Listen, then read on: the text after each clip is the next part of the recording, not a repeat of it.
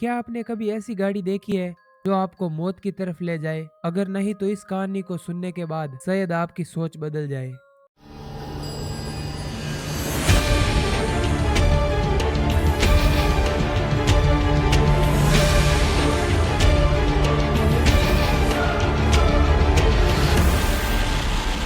Horror हनु town. रात के 12 बजे थे और रोहित हाईवे पर अकेले अपनी गाड़ी चला रहा था। रास्ता सुनसान था, सिर्फ उसकी गाड़ी की लाइटें सड़क को चमका रही थी। वह जल्दी से जल्दी अपने घर पहुंचना चाहता था क्योंकि उसने इस हाईवे पर कई डरावनी कहानियां सुनी थी। लेकिन रोहित को इन बातों पर यकीन नहीं था।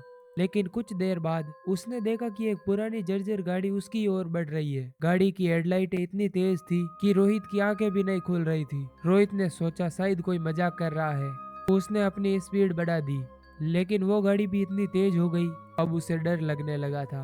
उसने अचानक से अपनी गाड़ी को सड़क के साइड में लगा लिया और पीछे देखने लगा। वो पुरानी गाड़ी कहीं नहीं दिख रही थी। रोहित ने राहत की सांस ली और फिर से अपने सफर पर निकल पड़ा। लेकिन कुछ देर बाद वही गाड़ी फिर से उस गाड़ी के पास आकर रुकी। इस बार गाड़ी में बैठी हुई धुंधली परछाई दिख रही थी। जैसे ही रोहित ने ध्यान से देखा, उसकी सांसें अटक गई। उसकी गाड़ी के अंदर कोई इंसान नहीं था, बस एक साया जो उसे देख रहा था। रोहित के हाथ पैर कांपने लगे। वह गाड़ी को जितना तेज चला सकता था उतना तेज उसने चलाया, पर वह गाड़ी उसके पीछे पीछे चल रही थी। अचानक उसकी गाड़ी का इंजन बंद हो गया और वह पुरानी गाड़ी उसके पास आकर रुकी। गाड़ी का दरवाजा अपने आप खुल गया और एक ठंडी हवा का झोंका रोहित के शरीर से होकर गुजरा। वो समझ गया कि यह कोई सामान्य गाड़ी नहीं थी।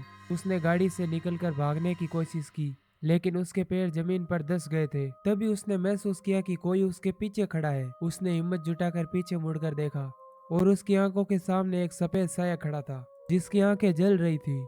अगले ही पल हाईवे पर कुछ नहीं था, न रोहित, न उसकी गाड़ी और न ही वो भूतिया गाड़ी। कहा जाता है कि जो भी इस गाड़ी का पीछा करता है वो कभी वापस नहीं लौटता। क्या आप इस गाड़ी का सामना करने की हिम्मत रखते हैं? अगर आपकी रूह कांपी हो तो वीडियो को लाइक और चैनल को सब्सक्राइब करना न भूलें। मैं वादा करता हूँ अगली कहानी इससे भी खौफनाक होगी, इसलिए प्लीज हमारे चैनल को सब्सक्राइब करना न भूलें।